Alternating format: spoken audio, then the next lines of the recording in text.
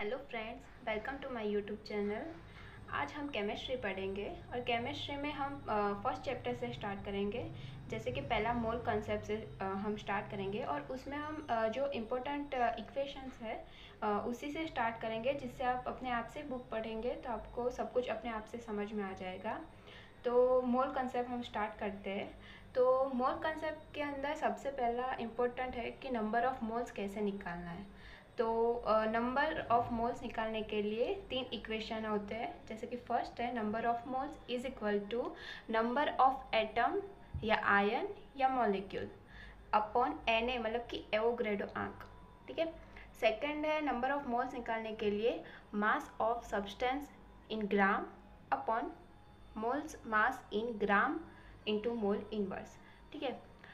Third है कि number of moles is equal to volume of gas in litre upon 22.4, जो STP या NTP में होना चाहिए। इन शॉर्ट हम ऐसे लिख सकते हैं कि इतना ही आपको याद रखना है कि mole is equal to W/m, मतलब कि mass upon molecular weight is equal to N upon Na मतलब एवोगैड्रो नंबर और N मतलब एटम का जो नंबर है वो इज इक्वल टू V, मतलब कि उसका जो वॉल्यूम है वो कितना है, वॉल्यूम अपॉन 22.4 लीटर। इसमें ये याद रखना है कि वॉल्यूम हमें एसटीपी में देना होना चाहिए। तो बस इस इक्वेशन से आप सभी क्वेश्चंस सॉल्व कर सकते हैं। तो आइए देखते हैं क्वेश्चंस। तो हमारा पहला क्वेश्चन है calculate mass of one atom of nitrogen in gram. Okay, so mass weight हमें निकालना है। तो फर्स्ट मास वेट हमें निकालना है क्वेश्चन मार्क। फिर मॉलिक्यूलर वेट ऑफ नाइट्रोजन, तो वो हमें पता है कि वो होगा 14। ठीक है। Na मतलब कि एवोगैड्रो नंबर तो हमें हमेशा याद ही रखना होता है। तो वो है 6.022 इंटू 10⁻23। ओके, हमें एक मतलब कि वन एटम के लिए पूछा गया है, तो वन एटम के लिए हम n क्या लिखेंगे, 1 लिखेंगे। और हमने आगे अभी इक्वेशन देखा है शॉर्ट फॉर्म में कि W/m is equal to N upon Na। ठीक है। तो उससे हम W निकालना है, तो W is equal to N into M upon Na। तो उसके अंदर हम वैल्यू रखेंगे। तो 1 इंटू 14 अपॉन 6.022 इंटू 10⁻23। तो उसका आंसर निकल के आता है 2.32 into 10⁻⁻23। Okay okay. Question 2, CO2 gas produced combustion measured 44.8 liter at STP. Find the number of mole of CO2 produced. तो उसके अंदर हमने आगे इक्वेशन देखा है कि नंबर ऑफ मोल्स प्रोड्यूस्ड, और यहाँ पर दिया हुआ है हमें कि एसटीपी में। तो एसटीपी में तो हम डायरेक्टली ये इक्वेशन यूज़ कर सकते हैं कि वॉल्यूम अपॉन 22.4। ओके, तो 44.8 अपॉन 22.4। ठीक है। तो उसका आंसर क्या आया, 2। फिर दूसरा इक्वेशन हम देखते हैं कि मास परसेंटेज कैसे निकालते हैं। तो मास परसेंटेज का मीनिंग क्या, W/W परसेंटेज। ठीक है। तो W/W परसेंटेज के लिए हमें पहले तो मास ऑफ सॉल्यूट और upon mass of solvent into 100%। तो W1 अपॉन W2 इंटू 100। तो ये हमें क्या मिल गया, मास परसेंटेज। तो अब इसके ऊपर के हम क्वेश्चन देखते हैं। इसमें ध्यान रखना है कि हमें इक्वेशन सबसे ज़्यादा याद रहना चाहिए अच्छे से। तो इक्वेशन से हम डायरेक्टली आंसर निकाल। Question 3, aqueous area solution is 20% by mass of solution. तो हमें ये ध्यान रखना है कि इसमें हमें मास ऑफ सॉल्यूशन के तहत दिया हुआ है 20%। अब हमें कहा है कि calculate percentage by mass of solvent. तो हमें निकालना है कि सॉल्वेंट के तहत कितना मास परसेंटेज निकलता है। ठीक है।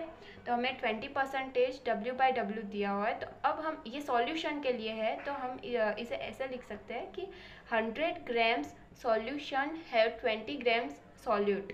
ठीक है। तो उसके अंदर 20 ग्राम सॉल्यूट है, जो 100 ग्राम सॉल्यूशन है उसमें। तो उसमें हम W1 उसको हम सॉल्यूट लेंगे, तो सॉल्यूट है 20 और W2 मतलब कि हम सॉल्वेंट लेंगे। तो हमें पता है कि सॉल्यूट और सॉल्वेंट दोनों मिलकर बनता है सॉल्यूशन, ठीक है। तो हमें सॉल्वेंट निकालना है, तो सॉल्यूशन 100 दिया हुआ है माइनस सॉल्यूट तो -20, 100 - 20 तो आंसर आता है 80। तो इसे हम W2 लेते हैं।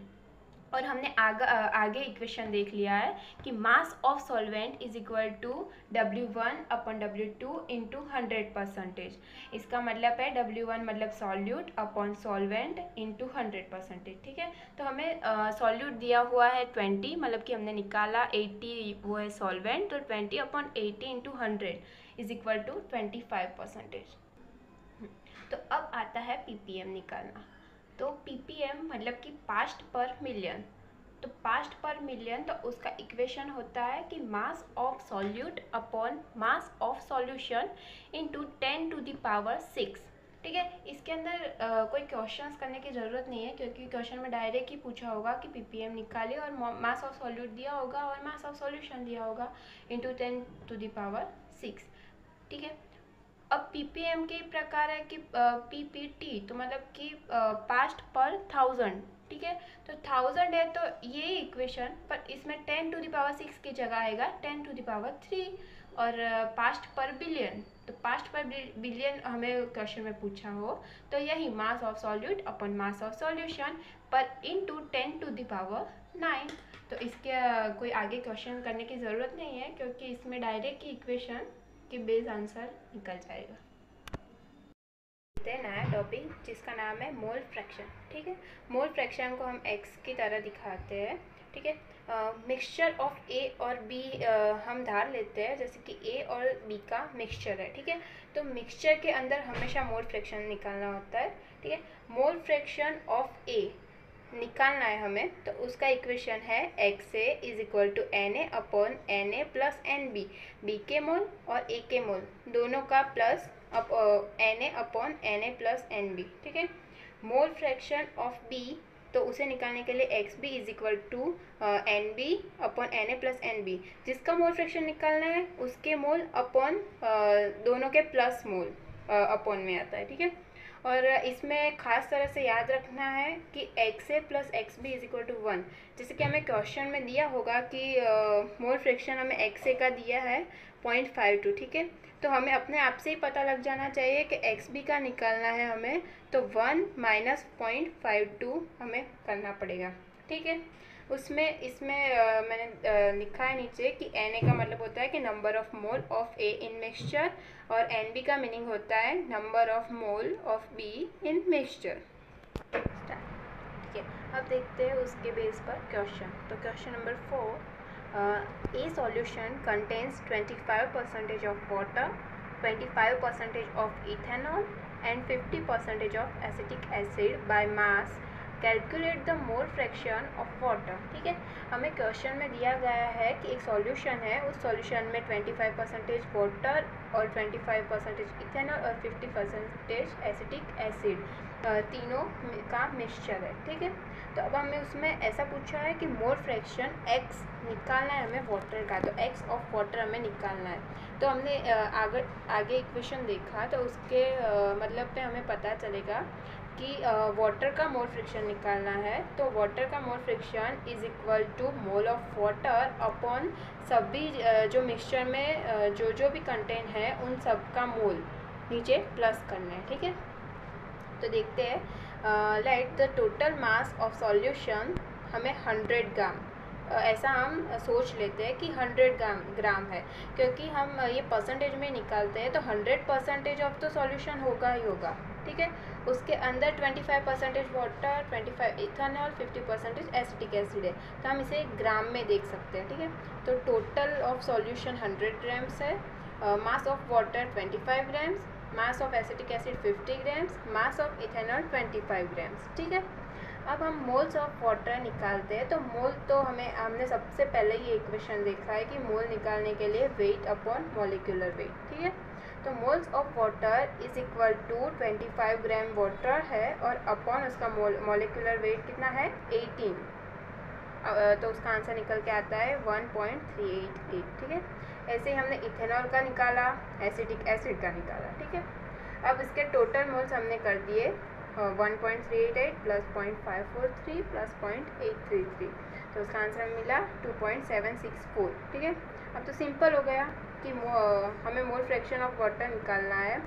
तो उसके मोल कितने हैं वाटर के, ये रहे 1.388, तो 1.388 अपॉन टोटल मोल कितने हैं 2.764, तो आंसर निकल के आया 0.502।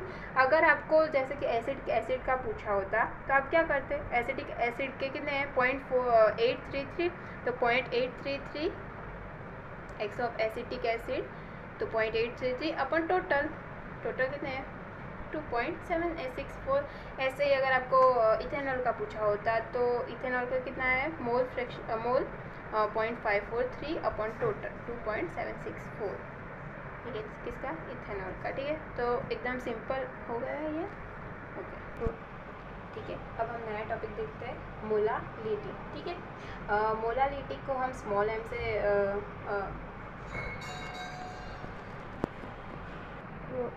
ठीक है, अब हम नया देखते हैं मोलालिटी। ठीक है, मोलालिटी स्मॉल एम। अब स्मॉल एम का इक्वेशन ये होता है कि mass of solute upon molecular weight of solute into mass of solvent in kilogram. ठीक है फ्रेंड्स, इसके अंदर हमें सबसे ज़्यादा इक्वेशंस याद रखने होंगे तभी हमारे क्वेश्चन सॉल्व होंगे। तो हमें इक्वेशन पे ही हम बाहर देते हैं। तो उसका एक्स्ट्रा एक इक्वेशन है small M is equal to 1000 x1 तो हमने आगे दिखा mole fraction upon 1 minus x1 into small m2। अब ऐसे ही हम मोलारिटी देखते हैं, मोलारिटी कैपिटल M। ठीक है, तो capital M W2 upon M2 into V solution in ml। अब W2 मतलब कि wait of solute upon M2 मतलब weight molecular weight of solute, V मतलब कि सॉल्यूशन का वॉल्यूम। ठीक है, अब देखते हैं कि molarity of solution after dilution. ये सब इक्वेशन इसके लिए है जैसे कि हमें M1 दिया हुआ है, V1 दिया हुआ है, M2 दिया है, V2 नहीं दिया है, हमें निकालना है। ऐसे सभी इक्वेशन में एक नहीं दिया होगा, बाकी सब वैल्यू दी होगी, तो उसे निकालने के लिए ऐसे इक्वेशन आपको बहुत ही काम में लगेंगे।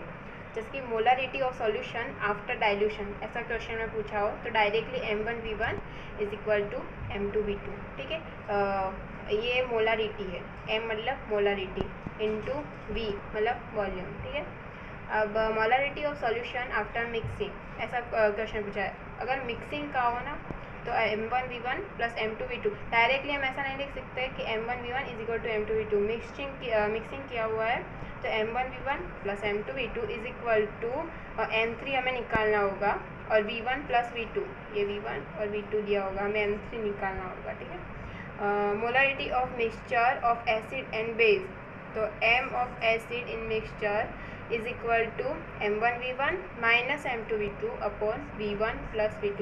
इसके बेस पर अभी हम क्वेश्चन देखते हैं। अब हम क्वेश्चन देखते हैं उसके बेस पर कि a bottle of commercial sulfuric acid is 15.6 molar. What volume of the acid has to be used to make 1 liter of 0.2 molar H2SO4।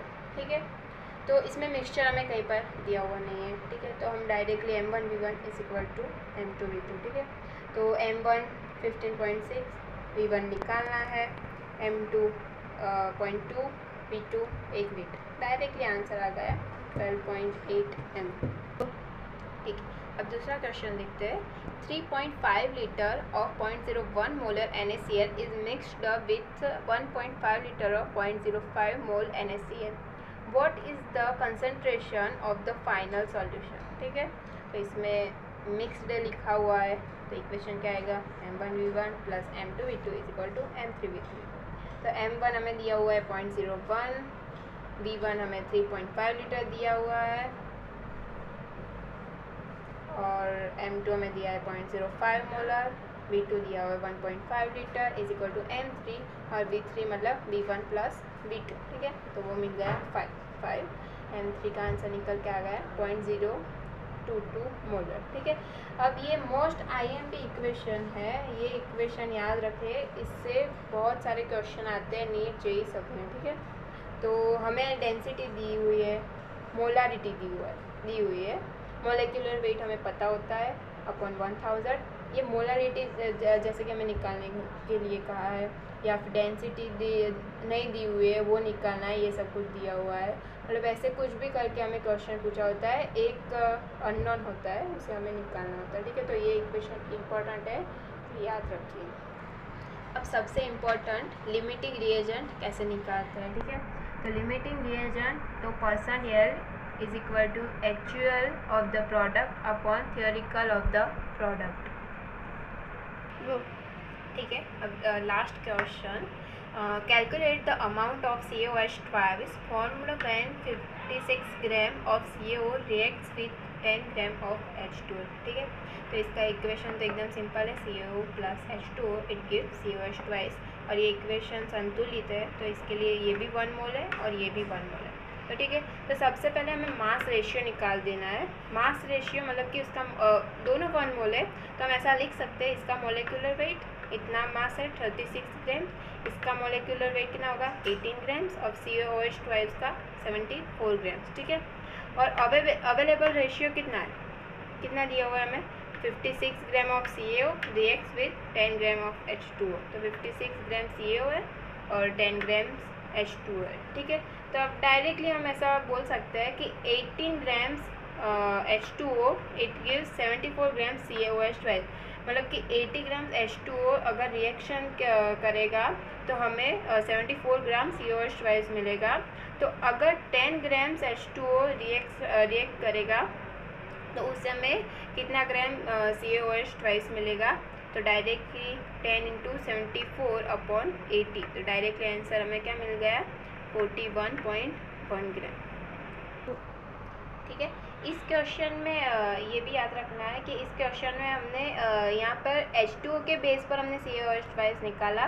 क्यों CaO से नहीं निकाला, क्योंकि इसमें जो लिमिटिंग रिएजेंट होगा उससे ही निकालना पड़ेगा, क्योंकि हमें पता है कि जैसे कि H2O कम होगा और CO जितना भी ज़्यादा होगा, पर जो कम होगा उतना ही ये बनेगा, क्योंकि ये ज़्यादा होगा पर उसे ये तो नहीं मिलेगा ना, तो इससे ये प्रोडक्ट भी नहीं बनेगी। तो इसमें लिमिटिंग रिएजेंट जो होता है उससे हम इक्वेशन रखते हैं, ठीक है।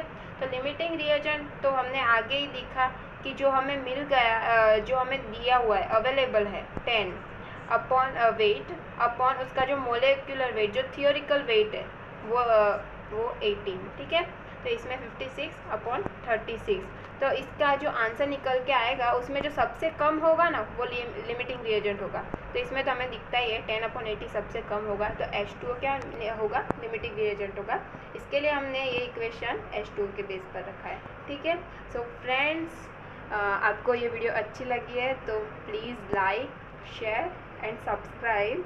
अगर मुझे कमेंट में लिखना कि आपको क्या चाहिए, क्या बनाऊँ मैं आगे, कौन सा चैप्टर बनाऊँ, तो मैं उसकी तरह बनाती रहूँ, और आपके प्यार की ज़रूरत है। Like share and subscribe.